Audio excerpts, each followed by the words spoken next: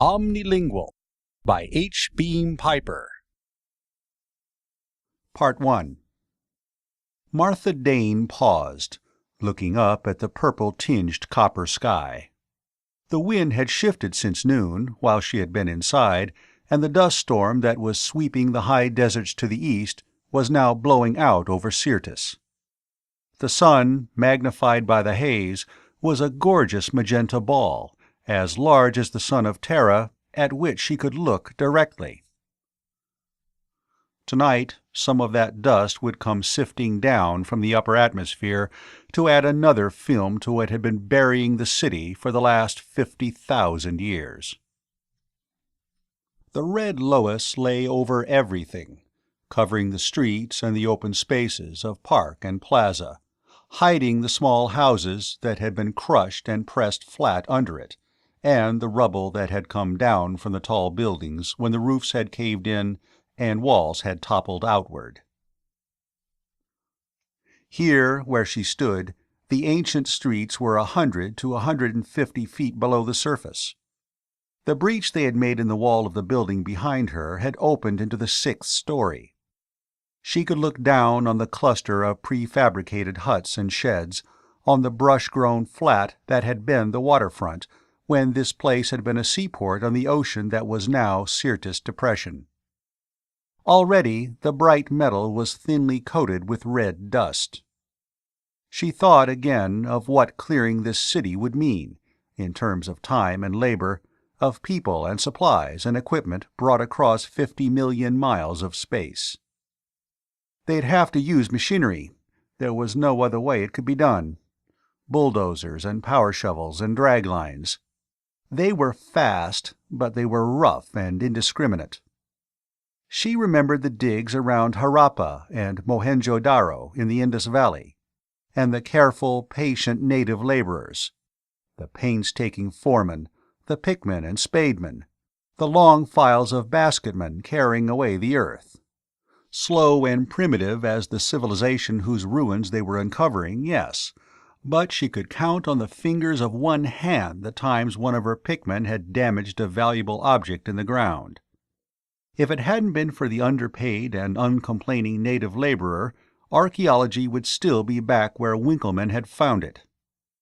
But on Mars there was no native labor. The last Martian had died 500 centuries ago. Something started banging like a machine gun, 400 or 500 yards to her left. A solenoid jackhammer. Tony Latimer must have decided which building he wanted to break into next. She became conscious, then, of the awkward weight of her equipment, and began redistributing it, shifting the straps of her oxy-tank pack, slinging the camera from one shoulder and the board and drafting tools from the other, gathering the notebooks and sketchbooks under her left arm. She started walking down the road, over hillocks of buried rubble, around snags of wall jutting up out of the loess, past buildings still standing, some of them already breached and explored, and across the brush-grown flat to the huts. There were 10 people in the main office of Hut 1 when she entered. As soon as she had disposed of her oxygen equipment, she lit a cigarette, her first since noon, then looked from one to another of them. Old Selim von Almhorst, the Turco-German, and one of her 2 fellow archaeologists, sitting at the end of a long table against the farther wall, smoking his big curved pipe and going through a loose-leaf notebook. The girl ordnance officer, Sachiko Koremitsu, between 2 drop lights at the other end of the table, her head bent over her work. Colonel Hubert Penrose, the Space Force CO, and Captain Field, the intelligence officer, listening to the report of one of the Airdyne pilots, returned from his afternoon survey flight. A couple of girl lieutenants from Signals, going over the script of the evening telecast, to be transmitted to the Cyrano, on orbit 5,000 miles off-planet, and relayed from thence to Terra via Lunar. Sid Chamberlain, the Trans-Space News serviceman, was with them. Like Selim and herself, he was a civilian. He was advertising the fact with a white shirt and a sleeveless blue sweater. And Major Lindemann, the engineer officer, and one of his assistants, arguing over some plans on a drafting board. She hoped, drawing a pint of hot water to wash her hands and sponge off her face, that they were doing something about the pipeline. She started to carry the notebooks and sketchbooks over to where Selim von Olmhorst was sitting, and then, as she always did, she turned aside and stopped to watch Sachiko. The Japanese girl was restoring what had been a book 50,000 years ago. Her eyes were masked by a binocular loupe, the black headband invisible against her glossy black hair, and she was picking delicately at the crumbled page with a hair-fine wire set in a handle of copper tubing. Finally, loosening a particle as tiny as a snowflake, she grasped it with the tweezers, placed it on a sheet of transparent plastic on which she was reconstructing the page, and set it with a mist of fixative from a little spray gun. It was sheer joy to watch her. Every movement was as graceful and precise as though done to music, after being rehearsed 100 times. "Hello, Martha. It isn't cocktail time yet, is it?" The girl at the table spoke without raising her head, almost without moving her lips, as though she were afraid that the slightest breath would disturb the flaky stuff in front of her. "No, it's only 15:30. I finished my work over there. I didn't find any more books, if that's good news for you." Sachiko took off the loupe and leaned back in her chair, her palms cupped over her eyes. "No, I like doing this. I call it micro-jigsaw puzzles. This book here really is a mess." Selim found it lying open, with some heavy stuff on top of it. The pages were simply crushed. She hesitated briefly. If only it would mean something after I did it. There could be a faintly critical overtone to that. As she replied, Martha realized that she was being defensive. "It will, some day. Look how long it took to read Egyptian hieroglyphics, even after they had the Rosetta Stone." Sachiko smiled. "Yes, I know. But they did have the Rosetta Stone." "And we don't. There is no Rosetta Stone, not anywhere on Mars. A whole race, a whole species died while the first Cro-Magnon cave artist was daubing pictures of reindeer and bison, and across 50,000 years and 50 million miles there was no bridge of understanding." "We'll find one. There must be something, somewhere, that will give us the meaning of a few words, and we'll use them to pry meaning out of more words, and so on. We may not live to learn this language, but we'll make a start, and someday somebody will." Sachiko took her hands from her eyes, being careful not to look toward the unshaded light, and smiled again. This time Martha was sure it was not the Japanese smile of politeness, but the universally human smile of friendship. "I hope so, Martha. Really I do. It would be wonderful for you to be the first to do it, and it would be wonderful for all of us to be able to read what these people wrote. It would really bring this dead city to life again."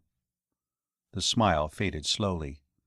"But it seems so hopeless." "You haven't found any more pictures?" Sachiko shook her head. Not that it would have meant much if she had. They had found hundreds of pictures with captions. They had never been able to establish a positive relationship between any pictured object and any printed word. Neither of them said anything more, and after a moment Sachiko replaced the loupe and bent her head forward over the book. Selim von Olmhorst looked up from his notebook, taking his pipe out of his mouth. "Everything finished over there?" he asked, releasing a puff of smoke. "Such as it was."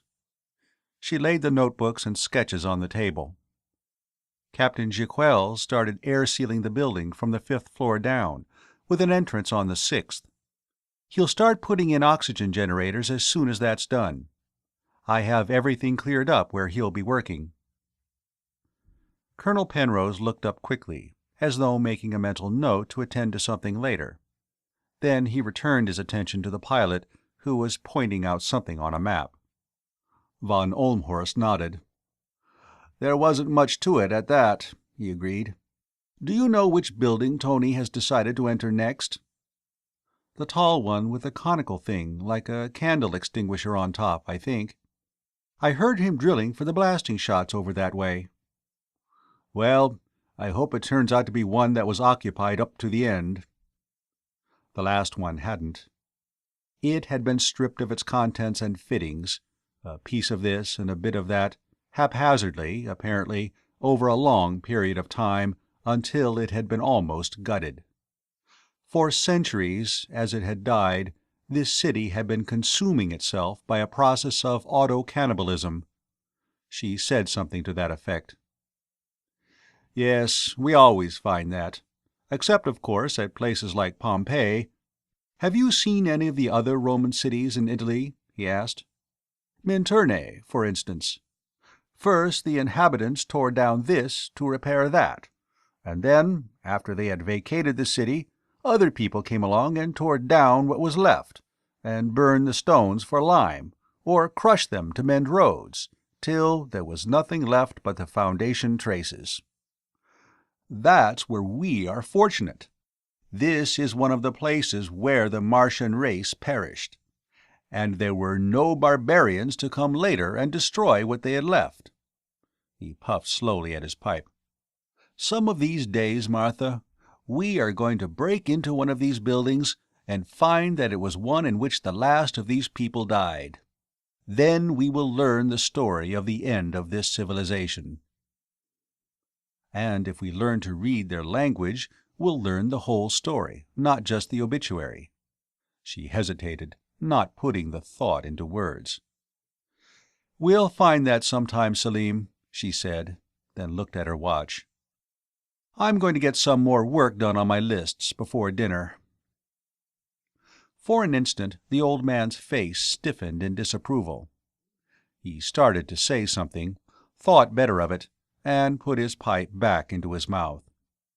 The brief wrinkling around his mouth and the twitch of his white mustache had been enough, however. She knew what he was thinking.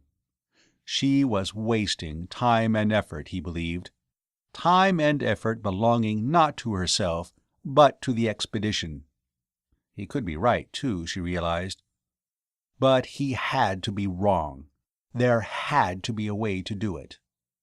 She turned from him silently and went to her own packing-case seat at the middle of the table. Photographs and photostats of restored pages of books and transcripts of inscriptions were piled in front of her, and the notebooks in which she was compiling her lists. She sat down, lighting a fresh cigarette, and reached over to a stack of unexamined material, taking off the top sheet. It was a photostat of what looked like the title page and contents of some sort of a periodical. She remembered it. She had found it herself 2 days before in a closet in the basement of the building she had just finished examining. She sat for a moment looking at it.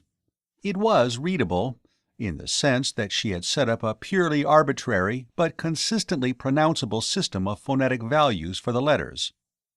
The long vertical symbols were vowels. There were only 10 of them, not too many, allowing separate characters for long and short sounds.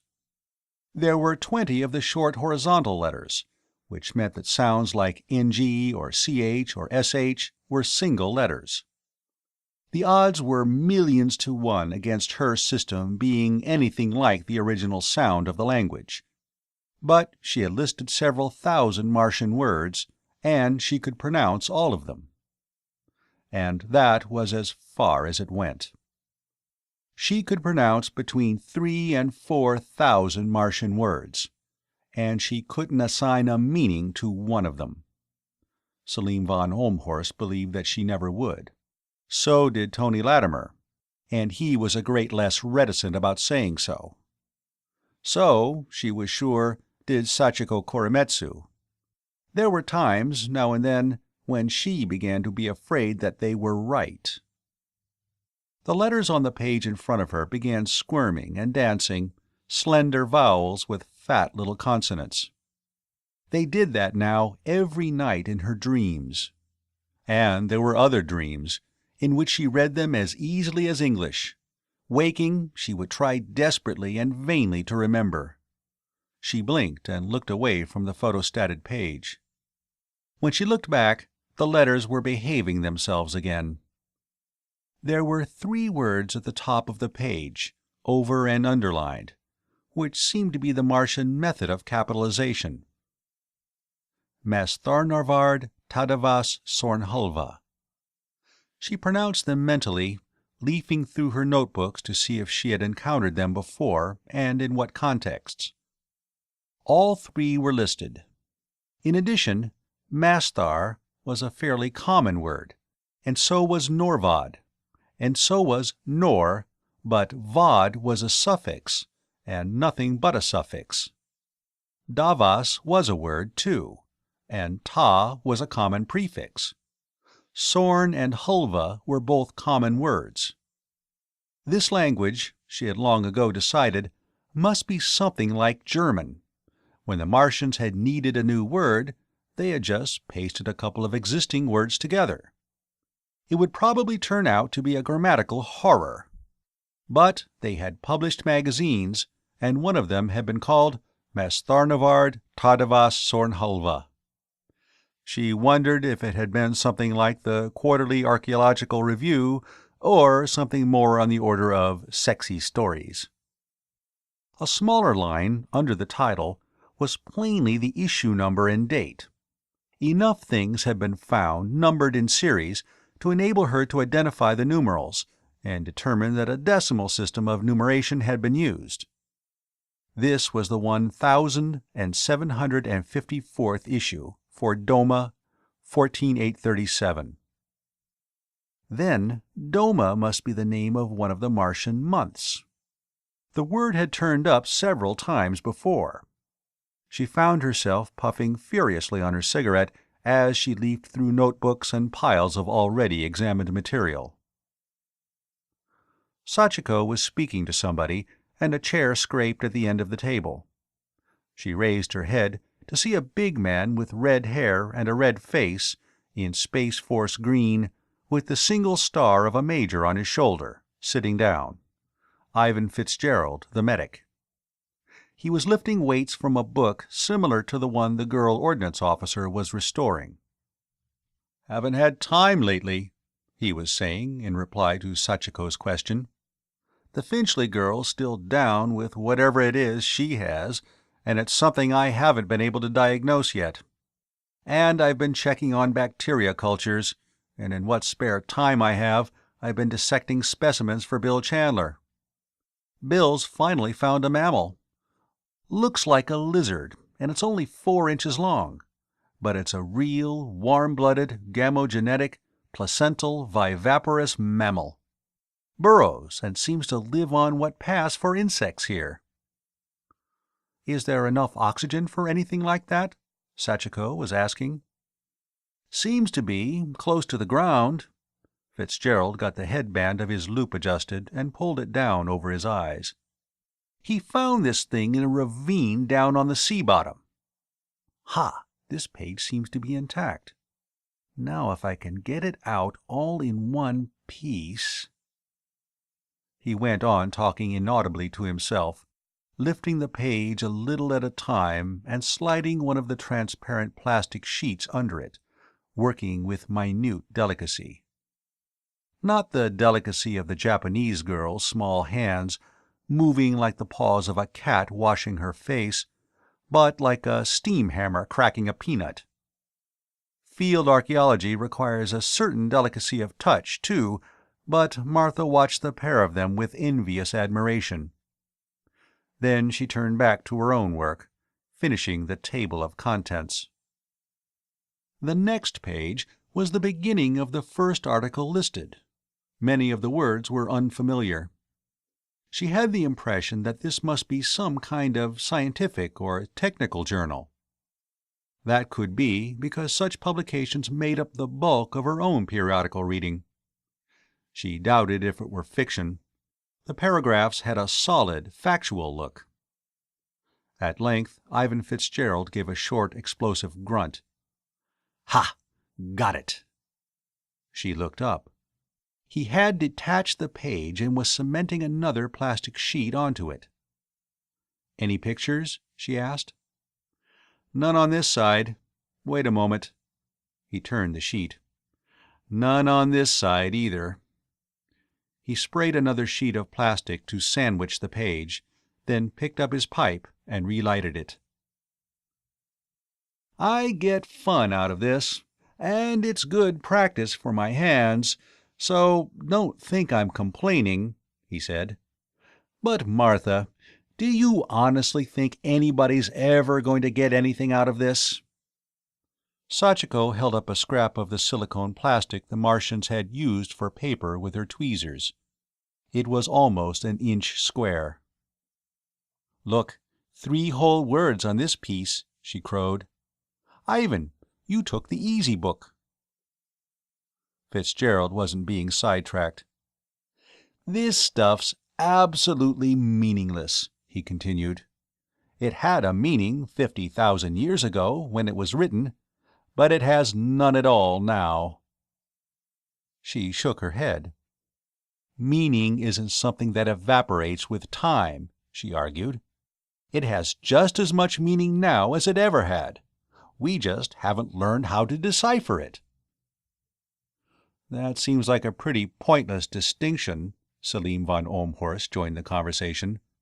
"There no longer exists a means of deciphering it." "We'll find one." She was speaking, she realized, more in self-encouragement than in controversy. "How? From pictures and captions? We've found captioned pictures, and what have they given us? A caption is intended to explain the picture, not the picture to explain the caption. Suppose some alien to our culture found a picture of a man with a white beard and mustache sawing a billet from a log. He would think the caption meant man sawing wood. How would he know that it was really Wilhelm II in exile at Durn?" Sachiko had taken off her loupe and was lighting a cigarette. "I can think of pictures intended to explain their captions," she said. "These picture language books, the sort we use in the service. Little line drawings, with a word or phrase under them." "Well, of course, if we found something like that," von Ohlmhorst began. "Michael Ventris found something like that, back in the 50s. Hubert Penrose's voice broke in from directly behind her. She turned her head. The colonel was standing by the archaeologist's table. Captain Field and the Airdyne pilot had gone out. "He found a lot of Greek inventories of military stores," Penrose continued. "They were in Cretan Linear B script, and at the head of each list was a little word, a sword or a helmet or a cooking tripod or a chariot wheel. That's what gave him the key to the script." "Colonel's getting to be quite an archaeologist," Fitzgerald commented. "We're all learning each other's specialties on this expedition." "I heard about that long before this expedition was even contemplated." Penrose was tapping a cigarette on his gold case. "I heard that back before the 30 Days' War, at intelligence school, when I was a lieutenant. As a feat of cryptanalysis, not an archaeological discovery."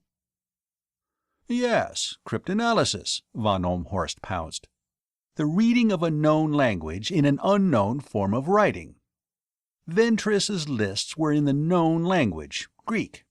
Neither he nor anybody else ever read a word of the Cretan language until the finding of the Greek-Cretan bilingual in 1963, because only with a bilingual text, one language already known, can an unknown ancient language be learned. And what hope, I ask you, have we of finding anything like that here? Martha, you've been working on these Martian texts ever since we landed here, for the last 6 months. Tell me, have you found a single word to which you can positively assign a meaning?" "Yes, I think I have one." She was trying hard not to sound too exultant. "Doma. It's the name of one of the months of the Martian calendar." "Where did you find that?" von Ohlmhorst asked. "And how did you establish?" "Here." She picked up the photostat and handed it along the table to him. "I'd call this the title page of a magazine." He was silent for a moment, looking at it. "Yes, I would say so, too. Have you any of the rest of it?" "I'm working on the first page of the first article, listed there." "Wait till I see. Yes, here's all I found, together, here." She told him where she had gotten it. "I just gathered it up at the time and gave it to Geoffrey and Rosita to photostat. This is the first I've really examined it." The old man got to his feet, brushing tobacco ashes from the front of his jacket, and came to where she was sitting, laying the title page on the table and leafing quickly through the stack of photostats. "Yes, and here is the second article on page 8, and here's the next one." He finished the pile of photostats. "A couple of pages missing at the end of the last article. This is remarkable. Surprising that a thing like a magazine would have survived so long." "Well, this silicone stuff the Martians used for paper is pretty durable," Hubert Penrose said. "There doesn't seem to have been any water or any other fluid in it originally, so it wouldn't dry out with time." "Oh, it's not remarkable that the material would have survived. We found a good many books and papers in excellent condition. But only a really vital culture, an organized culture, will publish magazines, and this civilization had been dying for hundreds of years before the end. It might have been 1,000 years before the time they died out completely that such activities as publishing ended." "Well, look where I found it. In a closet in a cellar. Tossed in there and forgotten, and then ignored when they were stripping the building. Things like that happen." Penrose had picked up the title page and was looking at it. "I don't think there's any doubt about this being a magazine at all." He looked again at the title, his lips moving silently. "Mas Tharnarvad Tadava Sornhulva. Wonder what it means. But you're right about the date. Doma seems to be the name of a month. Yes, you have a word, Dr. Dane." Sid Chamberlain, seeing that something unusual was going on, had come over from the table at which he was working. After examining the title page and some of the inside pages, he began whispering into the stenophone he had taken from his belt. "Don't try to blow this up to anything big, Sid," she cautioned.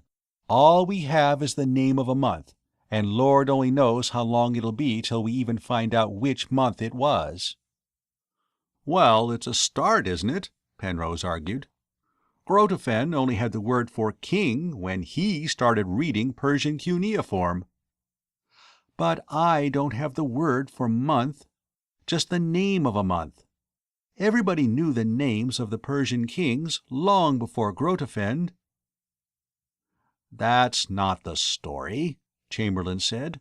"What the public back on Terra will be interested in is finding out that the Martians published magazines, just like we do. Something familiar. Make the Martians seem more real, more human."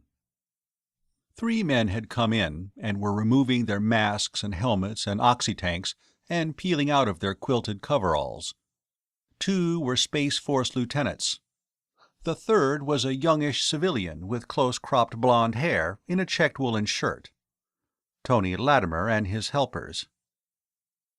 "Don't tell me Martha finally got something out of that stuff," he asked, approaching the table.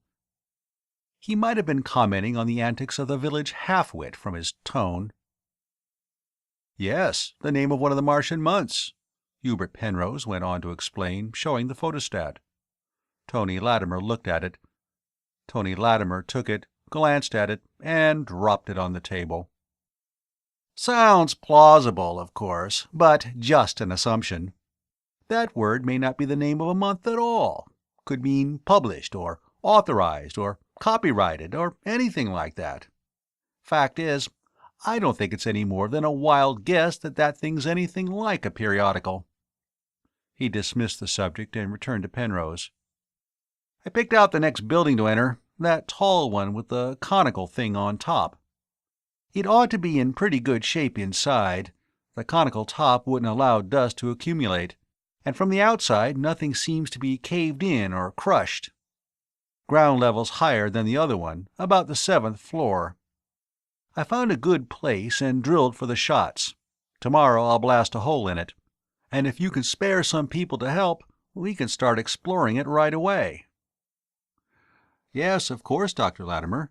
I can spare about a dozen, and I suppose you can find a few civilian volunteers," Penrose told him. "What will you need in the way of equipment?" "Oh, about 6 demolition packets.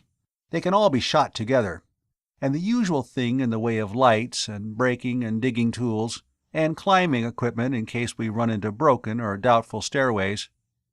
We'll divide into 2 parties. Nothing ought to be entered for the first time without a qualified archaeologist along. 3 parties, if Martha can tear herself away from this catalogue of systematized incomprehensibilities she's making long enough to do some real work."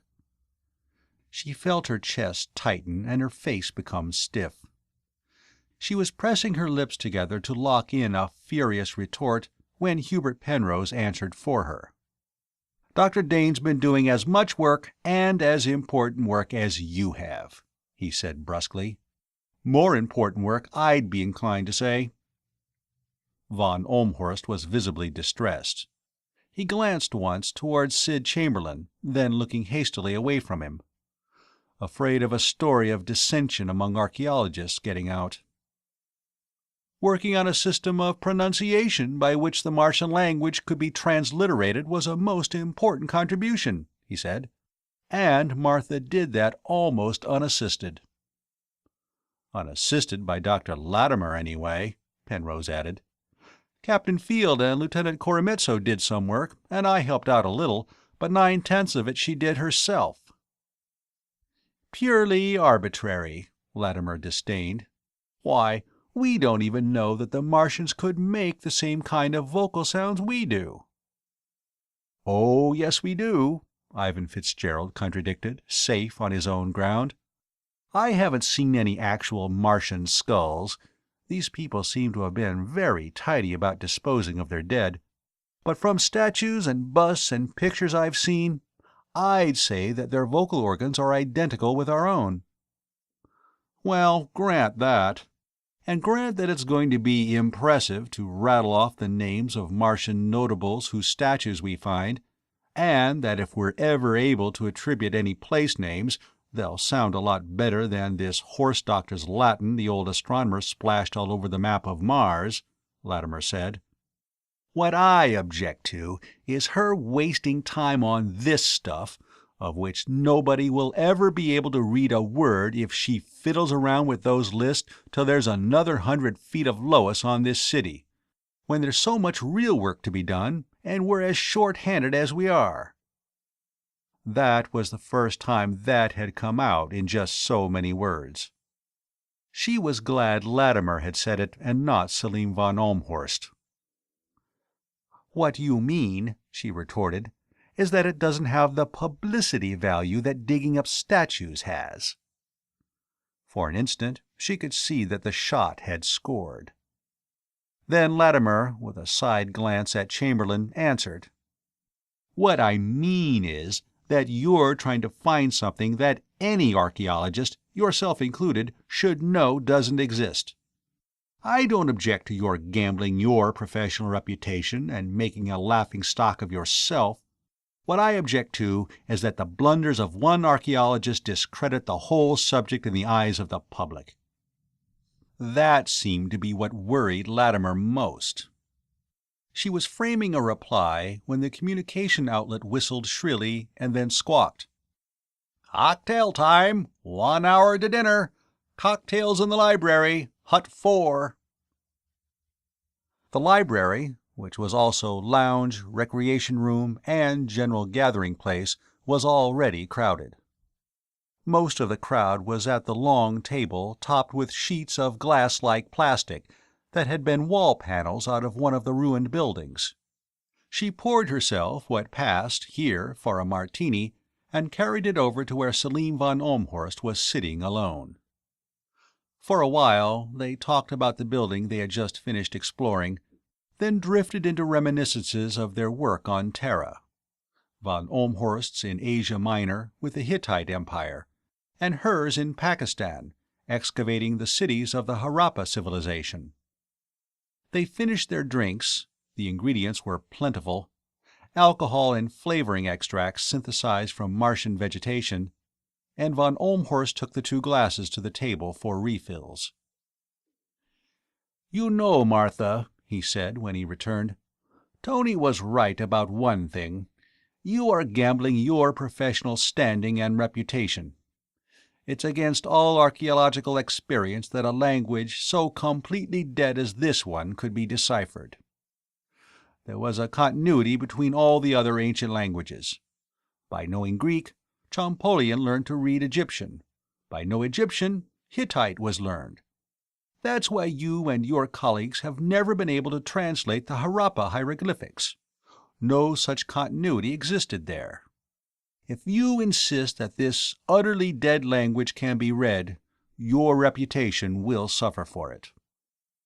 "I heard Colonel Penrose say once that an officer who's afraid to risk his military reputation seldom makes much of a reputation.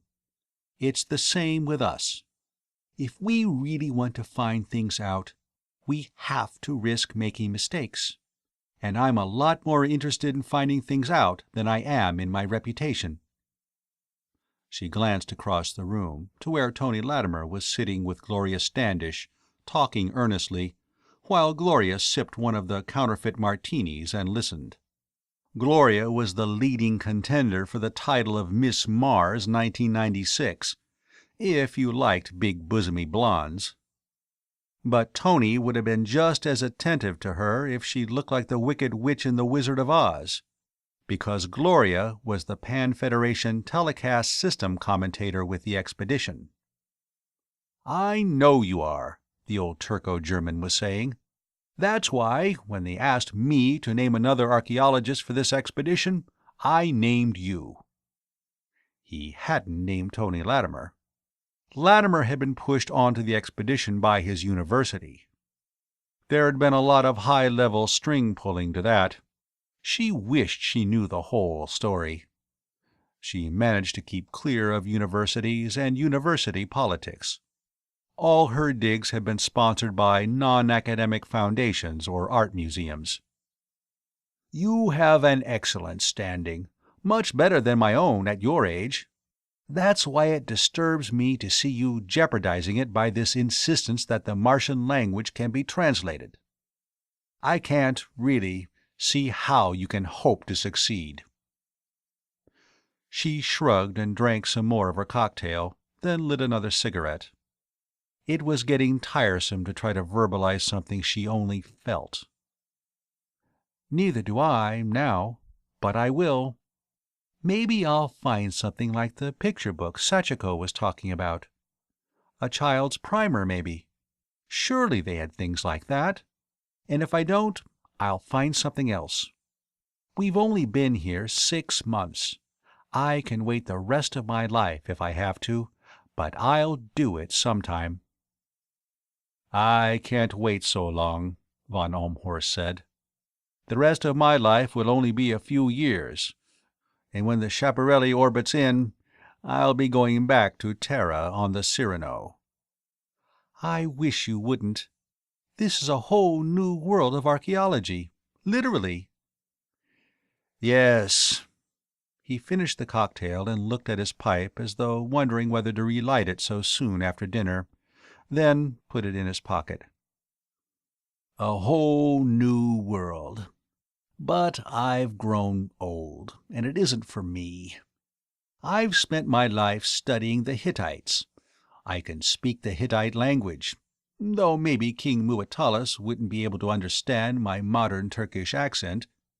But the things I'd have to learn here, chemistry, physics, engineering, how to run analytic tests on steel girders and beryllious silver alloys and plastics and silicones. I'm more at home with a civilization that rode in chariots and fought with swords and was just learning how to work iron. Mars is for young people. This expedition is a cadre of leadership. Not only the Space Force people, who'll be the commanders of the main expedition, but us scientists too. And I'm just an old cavalry general who can't learn to command tanks and aircraft. You'll have time to learn about Mars. I won't." His reputation as the Dean of Hittitologists was solid and secure, too, she added mentally. Then she felt ashamed of the thought. He wasn't to be classed with Tony Latimer. "All I came for was to get the work started," he was continuing. "The Federation government felt that an old hand should do that. Well, it's started now. You and Tony and whoever come out on the Schiaparelli must carry it on. You said it yourself. You have a whole new world. This is only one city of the last Martian civilization. Behind this you have the late upland culture and the canal builders, and all the civilizations and races and empires before them, clear back to the Martian Stone Age." He hesitated for a moment. "You have no idea what all you have to learn, Martha. This isn't the time to start specializing too narrowly." End of Part 1. Part 2. They all got out of the truck and stretched their legs, and looked up the road to the tall building with the queer conical cap askew on its top.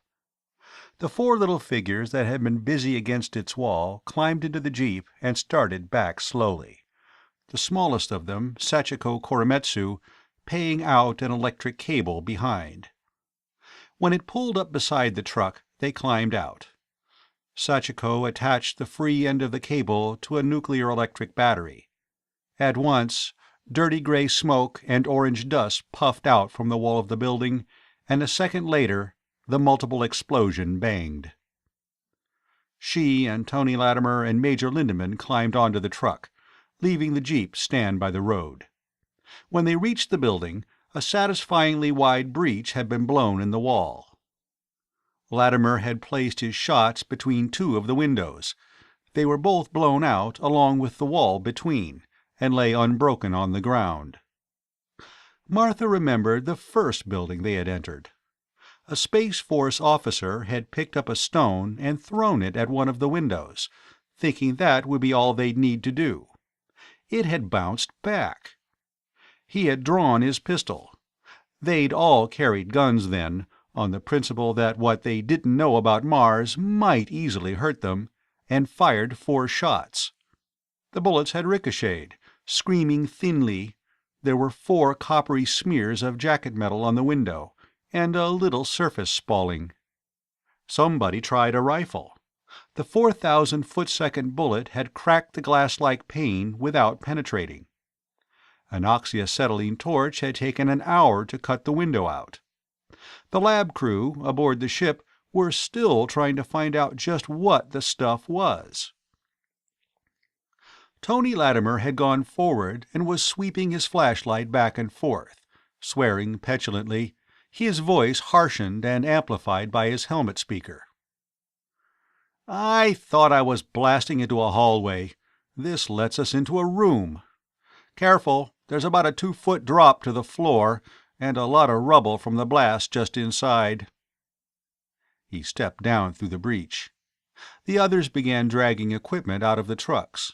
Shovels and picks and crowbars and sledges, portable floodlights, cameras, sketching materials, an extension ladder, even alpinist ropes and crampons and pickaxes. Hubert Penrose was shouldering something that looked like a surrealist machine gun, but which was really a nuclear-electric jackhammer. Martha selected one of the spike-shod mountaineer's ice axes, with which she could dig or chop or poke or pry, or help herself over rough footing. The windows, grimed and crusted with 50 millennia of dust, filtered in a dim twilight. Even the breach in the wall, in the morning shade, lighted only a small patch of floor. Somebody snapped on a floodlight, aiming it at the ceiling. The big room was empty and bare. Dust lay thick on the floor and reddened the once white walls.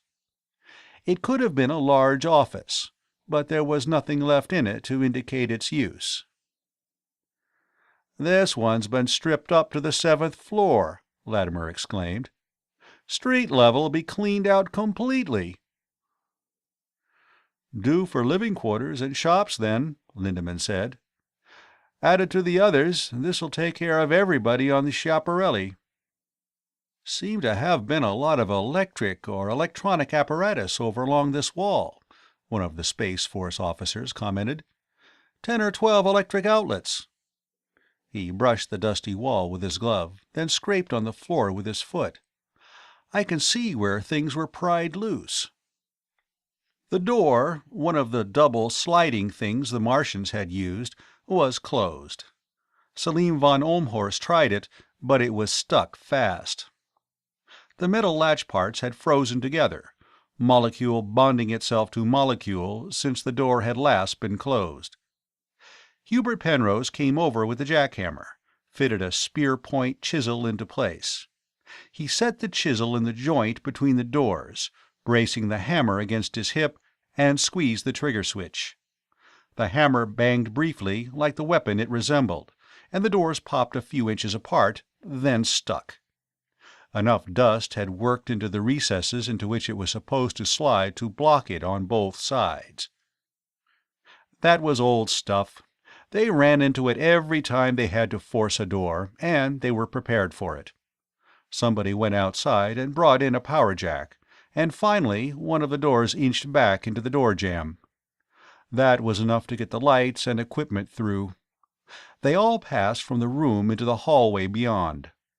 About half the other doors were open. Each had a number and a single word, Darfhulva, over it. One of the civilian volunteers, a woman professor of natural ecology from Penn State University, was looking up and down the hall. "You know," she said, "I feel at home here. I think this was a college of some sort, and these were classrooms. That word up there, that was the subject taught, or the department. And those electronic devices, all where the class would face them. Audiovisual teaching aids." "A 25-story university?" Latimer scoffed. "Why, a building like this would handle 30,000 students." "Maybe there were that many. This was a big city in its prime," Martha said, moved chiefly by a desire to oppose Latimer. "Yes, but think of the snafu in the halls every time they changed classes. It'd take half an hour to get everybody back and forth from one floor to another." He turned to von Ohlmhorst. "I'm going up above this floor. This place has been looted clean up to here, but there's a chance there may be something above," he said. "I'll stay on this floor at present," the Turco-German replied. "There'll be much coming and going, and dragging things in and out. We should get this completely examined and recorded first. Then Major Lindemann's people can do their worst here." "Well, if nobody else wants it, I'll take the downstairs," Martha said. "I'll go along with you," Hubert Penrose told her. "If the lower floors have no archaeological value, we'll turn them into living quarters. I like this building.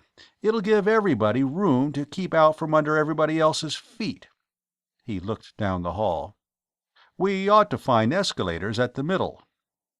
The hallway, too, was thick underfoot with dust. Most of the open rooms were empty, but a few contained furniture, including small seat desks. The original proponent of the university theory pointed these out as just what might be found in classrooms. There were escalators, up and down, on either side of the hall, and more on the intersecting passage to the right. "That's how they handle the students between classes," Martha commented. "And I'll bet there are more ahead there." They came to a stop where the hallway ended at a great square central hall. There were elevators there, on 2 of the sides, and 4 escalators, still usable as stairways. But it was the walls and the paintings on them that brought them up short and staring. They were clouded with dirt. She was trying to imagine what they must have looked like originally, and at the same time estimating the labor that would be involved in cleaning them, but they were still distinguishable, as was the word Darfhulva in golden letters above each of the 4 sides. It was a moment before she realized, from the murals, that she at last had found a meaningful Martian word. They were a vast historical panorama, clockwise around the room.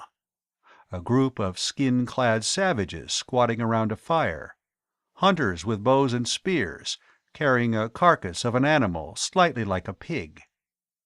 Nomads riding long-legged, graceful mounts like hornless deer. Peasants sowing and reaping, mud-walled hut villages and cities. Processions of priests and warriors, battles with swords and bows, and with cannon and muskets. Galleys and ships with sails, and ships without visible means of propulsion, and aircraft. Changing costumes and weapons and machines and styles of architecture.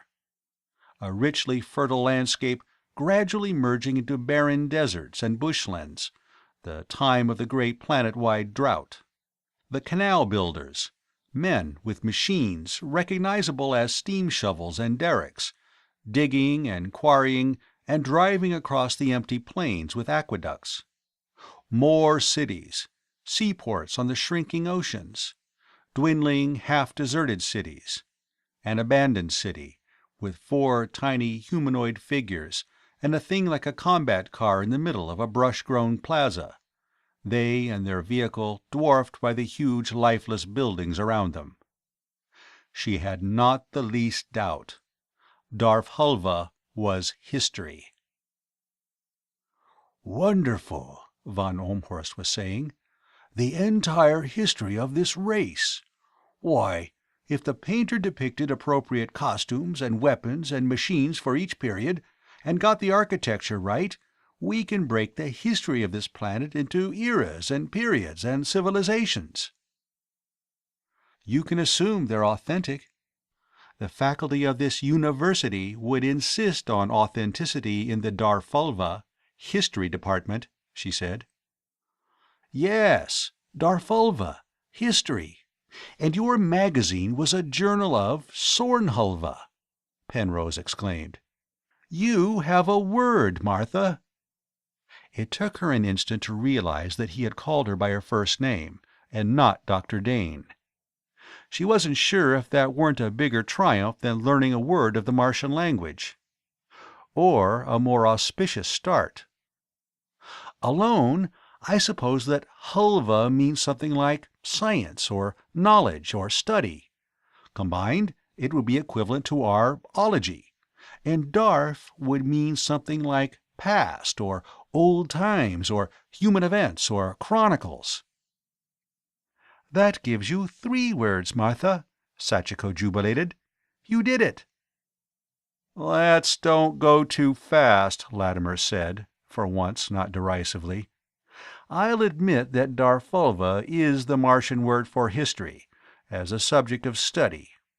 I'll admit that hulva is the general word, and Darf modifies it, and tells us which subject is meant. But as for assigning specific meanings, we can't do that because we don't know just how the Martians thought, scientifically or otherwise."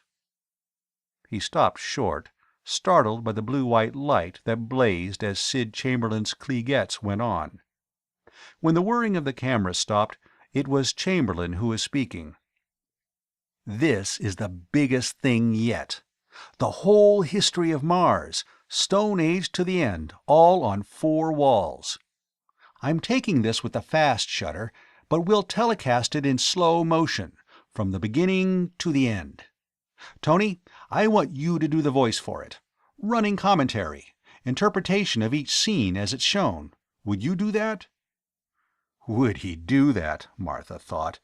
If he had a tail, he'd be wagging it at the very thought. "Well, there ought to be more murals on the other floors," she said. "Who wants to come downstairs with us?" Sachiko did immediately. Ivan Fitzgerald volunteered. Sid decided to go upstairs with Tony Latimer, and Gloria Standish decided to go upstairs too. Most of the party would remain on the 7th floor to help Selim von Olmhorst get it finished. After poking tentatively at the escalator with the spike of her ice axe, Martha led the way downward. The 6th floor was Darfulva, too, military and technological history from the character of the murals. They looked around the central hall and went down to the 5th. It was like the floors above, except that the big quadrangle was stacked with dusty furniture and boxes. Ivan Fitzgerald, who was carrying the floodlight, swung it slowly around. Here the murals were of heroic-sized Martians, so human in appearance as to seem members of her own race, each holding some object, a book or a test tube, or some bit of scientific apparatus. And behind them were scenes of laboratories and factories, flame and smoke, lightning flashes. The word at the top of each of the 4 walls was the one with which she was already familiar, Sornhulva. "Hey, Martha, there's that word," Ivan Fitzgerald exclaimed. "The one in the title of your magazine." He looked at the paintings. "Chemistry or physics?" "Both," Hubert Penrose considered. "I don't think the Martians made any sharp distinction between them. See, the old fellow with the scraggly whiskers must be the inventor of the spectroscope. He has one in his hands. And he has a rainbow behind him. And the woman in the blue smock beside him worked in organic chemistry. See the diagrams of long-chain molecules behind her? What word would convey the idea of chemistry and physics taken as one subject?" "Sornhulva," Sachiko suggested. "If hulva's something like science, Sorn must mean matter, or substance, or physical object. You were right all along, Martha. A civilization like this would certainly leave something like this. That would be self-explanatory." "This'll wipe a little more of that superior grin off Tony Latimer's face," Fitzgerald was saying as they went down the motionless escalator to the floor below. "Tony wants to be a big shot. When you want to be a big shot, you can't bear the possibility of anybody else being a bigger big shot, and whoever makes a start on reading this language will be the biggest big shot archaeology ever saw." That was true. She hadn't thought of it in that way before, and now she tried not to think about it. She didn't want to be a big shot. She wanted to be able to read the Martian language and find things out about the Martians. 2 escalators down, they came out on a mezzanine around a wide central hall on the street level. The floor 40 feet below them and the ceiling 30 feet above. Their lights picked out object after object below. A huge group of sculptured figures in the middle, some kind of a motor vehicle jacked up on trestles for repairs, things that looked like machine guns and autocannon. Long tables, tops littered with a dust-covered miscellany, machinery, boxes and crates and containers. They made their way down and walked among the clutter, missing 100 things for every one they saw, until they found an escalator to the basement. There were 3 basements, one under another, until at last they stood at the bottom of the last escalator, on a bare concrete floor, swinging the portable floodlight over stacks of boxes and barrels and drums, and heaps of powdery dust. The boxes were plastic. Nobody ever found anything made of wood in the city. And the barrels and drums of metal or glass or some glass-like substance. They were outwardly intact. The powdery heaps might have been anything organic, or anything containing fluid. Down here, where wind and dust could not reach, evaporation had been the only force of destruction, after the minute life that caused putrefaction had vanished. They found refrigeration rooms, too, and using Martha's ice axe and the pistol-like vibratool Sachiko carried on her belt, they pounded and pried one open, to find desiccated piles of what had been vegetables, and leathery chunks of meat. Samples of that stuff, rocketed up to the ship, would give a reliable estimate, by radiocarbon dating, of how long ago this building had been occupied. The refrigeration unit, radically different from anything their own culture had produced, had been electrically powered. Sachiko and Penrose, poking into it, found the switches still on. The machine had only ceased to function when the power source, whatever that had been, had failed. The middle basement had also been used, at least toward the end, for storage. It was cut in half by a partition pierced by but one door. They took half an hour to force this, and were on the point of sending above for heavy equipment when it yielded enough for them to squeeze through. Fitzgerald, in the lead with the light, stopped short, looked around, and then gave a groan that came through his helmet speaker like a foghorn. "Oh, no. No!"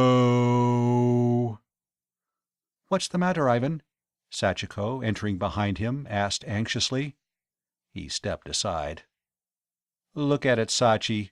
Are we going to have to do all that?" Martha crowded through behind her friend and looked around, then stood motionless, dizzy with excitement. Books. Case on case of books. Half an acre of cases, 15 feet to the ceiling. Fitzgerald and Penrose, who had pushed in behind her, were talking in rapid excitement. She only heard the sound of their voices, not their words. This must be the main stacks of the university library, the entire literature of the vanished race of Mars. In the center, down an aisle between the cases, she could see the hollow square of the librarian's desk, and stairs, and a dumbwaiter to the floor above. She realized that she was walking forward, with the others towards this. Sachiko was saying, "I'm the lightest. Let me go first." She must be talking about the spidery metal stairs. "I'd say they were safe," Penrose answered. "The trouble we've had with doors around here shows that the metal hasn't deteriorated." In the end, the Japanese girl led the way, more cat-like than ever in her caution. The stairs were quite sound, in spite of their fragile appearance, and they all followed her. The floor above was a duplicate of the room they had entered, and seemed to contain about as many books. Rather than waste time forcing the door here, they returned to the middle basement and came up by the escalator down which they had originally descended. The upper basement contained kitchens, electric stoves, some with pots and pans still on them, and a big room that must have been, originally, the students' dining room, though when last used it had been a workshop. As they expected, the library reading room was on the street-level floor, directly above the stacks. It seemed to have been converted into a sort of common living area for the building's last occupants. An adjoining auditorium had been made into a chemical works. There were vats and distillation apparatus, and a metal fractionating tower that extended through a hole knocked in the ceiling 70 feet above.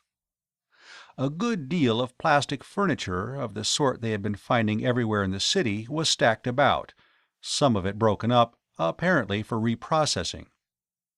The other rooms on the street floor seemed also to have been devoted to manufacturing and repair work. A considerable industry, along a number of lines, must have been carried on here for a long time after the university had ceased to function as such. On the second floor they found a museum. Many of the exhibits remained, tantalizingly half visible in grimed glass cases. There had been administrative offices there, too. The doors of most of them were closed, and they did not waste time trying to force them, for those that were open had been turned into living quarters. They made notes and rough floor plans to guide them in future more thorough examination. It was almost noon before they had worked their way back to the 7th floor. Selim von Olmhorst was in a room on the north side of the building, sketching the position of things before examining them and collecting them for removal. He had the floor checkerboarded with a grid of chalked lines, each numbered. "We have everything on this floor photographed," he said. "I have 3 gangs, all the floodlights I have, sketching and making measurements. At the rate we're going, with time out for lunch, we'll be finished by the middle of the afternoon." "You've been working fast." "Evidently you aren't being high church about a qualified archaeologist entering rooms first," Penrose commented. "Ah, childishness," the old man exclaimed impatiently. "These officers of yours aren't fools. All of them have been to intelligence school and criminal investigation school. Some of the most careful amateur archaeologists I ever knew were retired soldiers or policemen. But there isn't much work to be done. Most of the rooms are either empty or like this one, a few bits of furniture and broken trash and scraps of paper. Did you find anything down on the lower floors?" "Well, yes," Penrose said, a hint of mirth in his voice. "What would you say, Martha?" She started to tell Selim. The others, unable to restrain their excitement, broke in with interruptions. Von Olmhorst was staring in incredulous amazement. "But this floor was looted almost clean, and the buildings we've entered before were all looted from the street level up," he said at length. "The people who looted this one lived here," Penrose replied. "They had electric power to the last. We found refrigerators full of food, and stoves with the dinner still on them. They must have used the elevators to haul things down from the upper floor. The whole first floor was converted into workshops and laboratories. I think that this place must have been something like a monastery in the Dark Ages in Europe, or what such a monastery would have looked like if the Dark Ages had followed the fall of a highly developed scientific civilization. For one thing, we found a lot of machine guns and light autocannon on the street level, and all the doors were barricaded. The people here were trying to keep a civilization running after the rest of the planet had gone back to barbarism. I suppose they'd have to fight off raids by the barbarians now and then." "You're not going to insist on making this building into expedition quarters, I hope, Colonel?" von Olmhorst asked anxiously. "Oh, no. This place is an archaeological treasure house. More than that, from what I saw, our technicians can learn a lot here. But you'd better get this floor cleaned up as soon as you can, though. I'll have the subsurface part, from the 6th floor down, air-sealed. Then we'll put in oxygen generators and power units and get a couple of the elevators into service. For the floors above, we can use temporary air sealing floor by floor, and portable equipment. When we have things atmosphered and lighted and heated, you and Martha and Tony Latimer can go work systematically, and in comfort, and I'll give you all the help I can spare from the other work. This is one of the biggest things we've found yet." Tony Latimer and his companions came down to the 7th floor a little later. "I don't get this at all," he began as soon as he joined them. "This building wasn't stripped the way the others were. Always, the procedure seems to have been to strip from the bottom up. But they seem to have stripped the top floors first here. All but the very top. I found out what that conical thing is, by the way. It's a wind rotor, and under it there's an electric generator. This building generated its own power." "What sort of condition are the generators in?" Penrose asked. "Well, everything's full of dust that blew in under the rotor, of course, but it looks to be in pretty good shape. Hey, I'll bet that's it. They had power, so they used the elevator to haul stuff down. That's just what they did. Some of the floors above here don't seem to have been touched, though." He paused momentarily. Back of his oxy mask, he seemed to be grinning. "I don't know that I ought to mention this in front of Martha, but 2 floors above, we hit a room. It must have been the reference library for one of the departments. They had close to 500 books in it." The noise that interrupted him, like the squawking of a Brobdingnagian parrot, was only Ivan Fitzgerald laughing through his helmet speaker. End of Part 2.